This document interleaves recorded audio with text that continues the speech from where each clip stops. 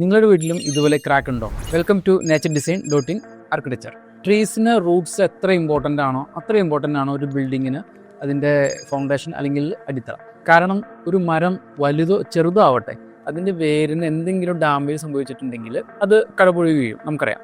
അതുപോലെ തന്നെയാണ് ഒരു ബിൽഡിങ്ങിൻ്റെ ഫൗണ്ടേഷൻ അല്ലെങ്കിൽ അതിൻ്റെ അടിത്തറയ്ക്ക് എന്തെങ്കിലും ഡാമേജ് സംഭവിച്ചിട്ടുണ്ടെങ്കിൽ ഉണ്ടാകുന്ന ക്രാക്ക്, ഏതൊരു ഭാഗത്ത് ഇരുന്ന് പോവുക, ഇതൊക്കെ നമ്മുടെ ഒരു സ്വപ്നത്തിൽ തന്നെ ആയിരിക്കും തകർക്കുന്നത്.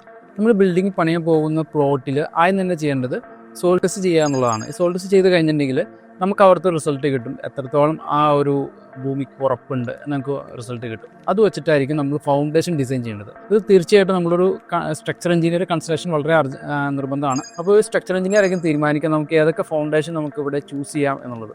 കാരണം നമുക്ക് പ്രധാനമായിട്ട് 2 ഫൗണ്ടേഷൻ രീതിയാണുള്ളത്. ഒന്ന് ഷാലോ ഫൗണ്ടേഷൻ, അത് ഉദ്ദേശിക്കുന്നത് ഡെപ്ത് കുറവുള്ള ഫൗണ്ടേഷൻ ആയിരിക്കും. അത് 2 ഡീപ്പ് ഫൗണ്ടേഷൻ, അത് ഡെപ്ത് കൂടുതലായിരിക്കും, നമുക്ക് പൈലിംഗ് ഒക്കെ പോലെ. ഷാലോ ഫൗണ്ടേഷനാണ് കൂടുതൽ നമ്മൾ ചൂസ് ചെയ്യാറുള്ളത്.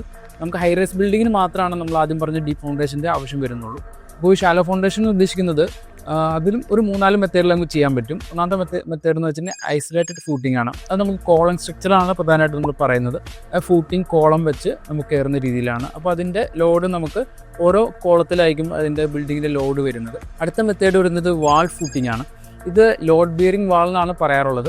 നമ്മുടെ നാട്ടിൽ കൂടുതലും DR ഫൗണ്ടേഷൻ കൊടുത്ത് അതിൽ RR മേസൻട്രി കൊടുത്ത് അതിൽ ബെൽറ്റ് കൊടുക്കുന്ന ഒരു മെത്തേഡാണ് ചെയ്യുന്നത്. ഇതാണ് ഏറ്റവും കോസ്റ്റ് കുറഞ്ഞ ഒരു രീതി. പിന്നുള്ളത് റാഫ്റ്റ് ഫൗണ്ടേഷനാണ്, അല്ലെങ്കിൽ മാറ്റ് ഫൗണ്ടേഷൻ എന്ന് പറയും. അത് നമുക്ക് ഉറപ്പില്ലാത്ത സ്ഥലം തന്നെയാണ്, എന്നാൽ ഒത്തിരി വലിയ ബിൽഡിംഗ് അല്ല, അങ്ങനെയുള്ള സ്ഥലങ്ങളിൽ യൂസ് ചെയ്യാൻ പറ്റുന്ന ഒരു മെത്തേഡാണ്. ഡീപ്പ് ഫൗണ്ടേഷനിലേക്ക് വരുമ്പോൾ നമ്മൾ ആദ്യം പറഞ്ഞ പോലെ ഹൈറേസ് ബിൽഡിങ്, ബ്രിഡ്ജസ്, ഇപ്പോൾ മെട്രോയുടെ വർക്ക് എടുക്കുന്നുണ്ട്. അപ്പോൾ അങ്ങനെയുള്ള ഹെവി സ്ട്രക്ചറിനാണ് പ്രധാനമായിട്ട് യൂസ് ചെയ്യാറുള്ളത്. ഇത് എങ്ങനെയാണെന്ന് വെച്ചാൽ 2 രീതി മെത്തേഡ് ഉണ്ട്. ഇത് ഒന്നാമത്തെ മെത്തേഡ് പൈൽ ഫൗണ്ടേഷനാണ്, രണ്ടാമത്തെ മെത്തേഡ് ബെൽ ഫൗണ്ടേഷനാണ്.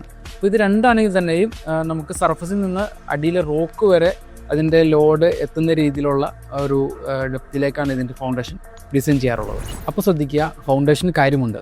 നമ്മുടെ ബിൽഡിങ്ങിനും സൈറ്റിനും അനുയോജ്യമായ ഫൗണ്ടേഷനാണ് എന്ന് ഉറപ്പുവരുത്തുക.